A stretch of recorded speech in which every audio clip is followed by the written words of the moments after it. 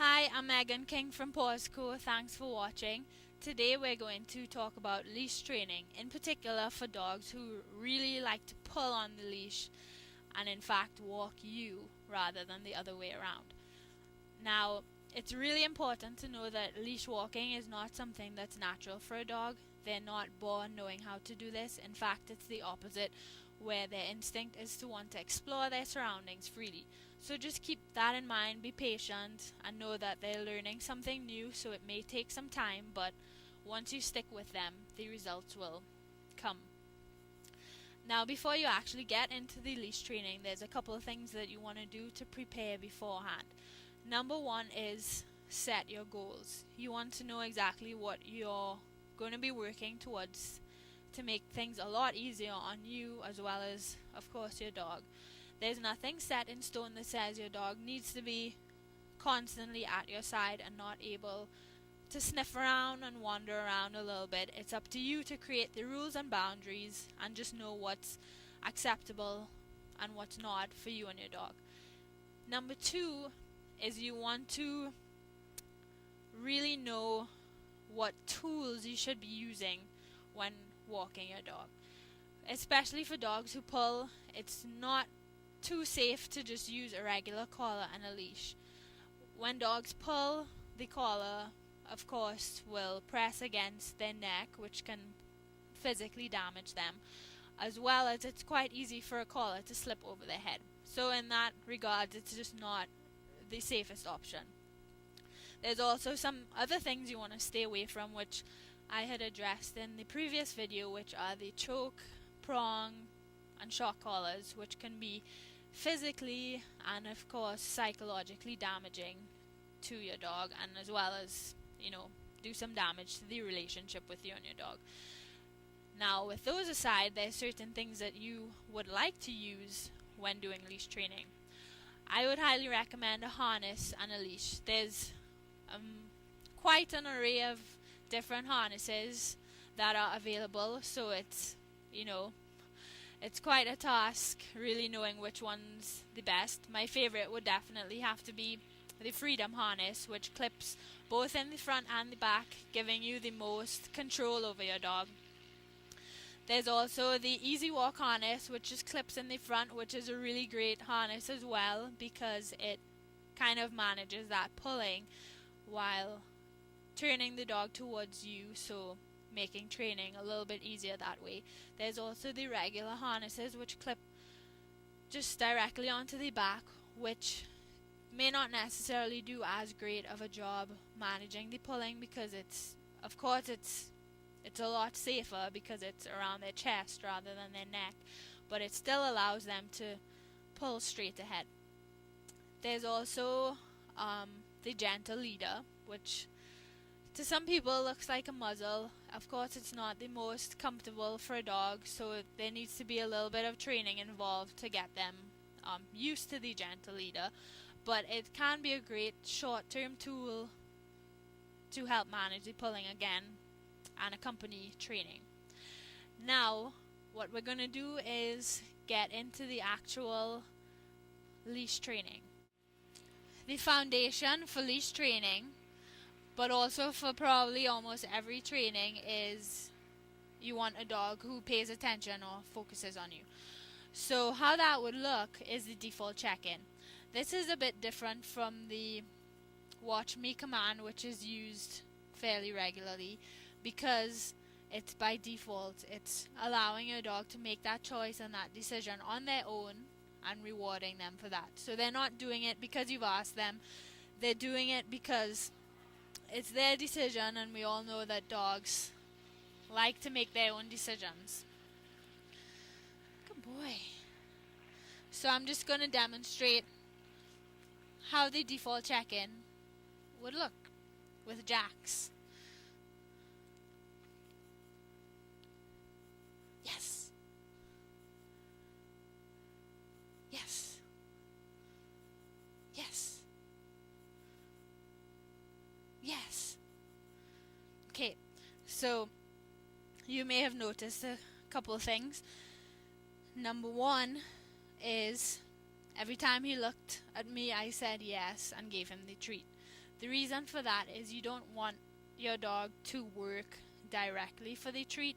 You want them to work for the recognition and the marker that states that they've done something that you like, and then the reward comes after. It makes it a lot easier to be able to fade out the rewards in the long run.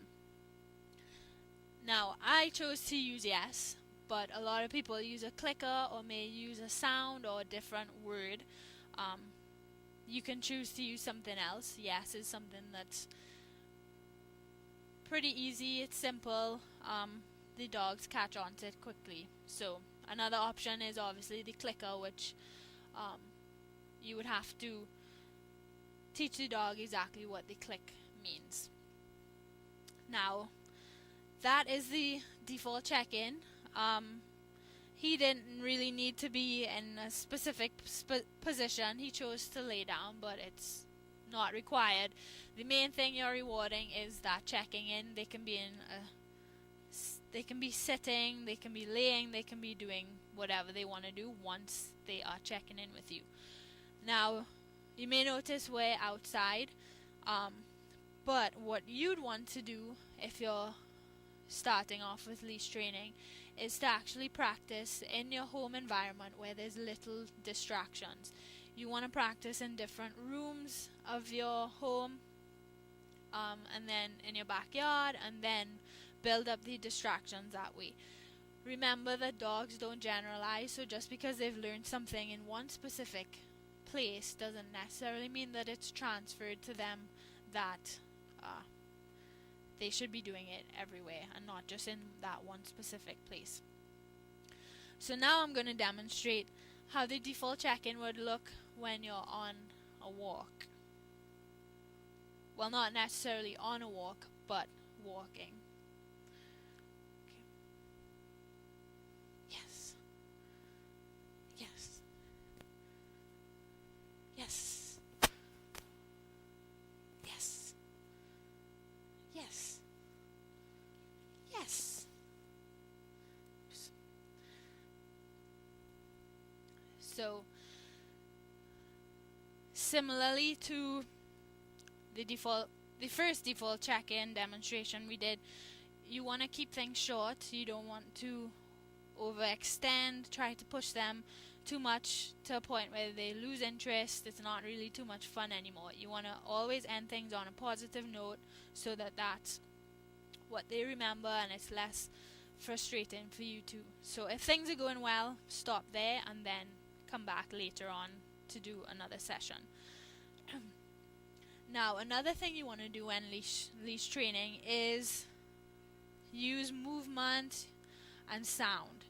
So in addition to the default check-in, what you can do is vary your movement, use tapping of your leg, kissy noises, different things to get your dog's attention. Because if your dog pulls, what usually happens is we would continue to walk behind them while they pull, and of course become pretty annoyed that they're pulling us, but they're being rewarded for pulling because they're allowed to continue to do what they want to do.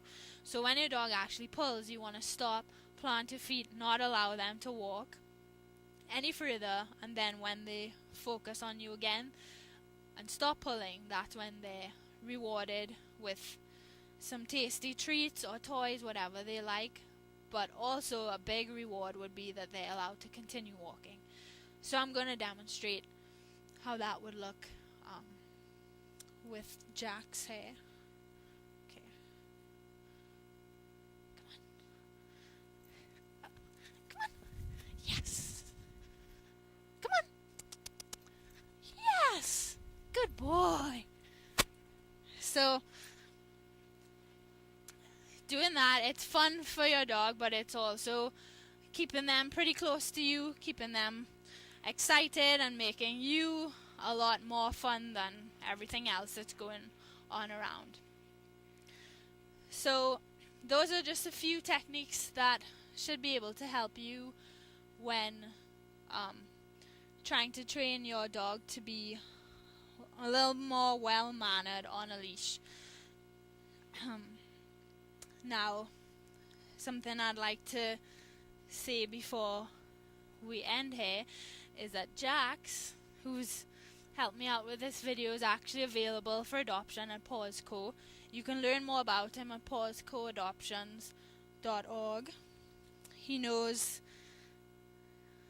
He's a really smart dog who knows his basic commands. Yes, good boy. Can you go down? Yes. So again, you can find out more about him at PawsCoadoptions.org. Also, thank you again to Baxter Boo for allowing us to create this video. Don't forget to check out baxterboo.com. There's some really cool pet supplies on there. So, see you next time. Thank you for joining us. Bye.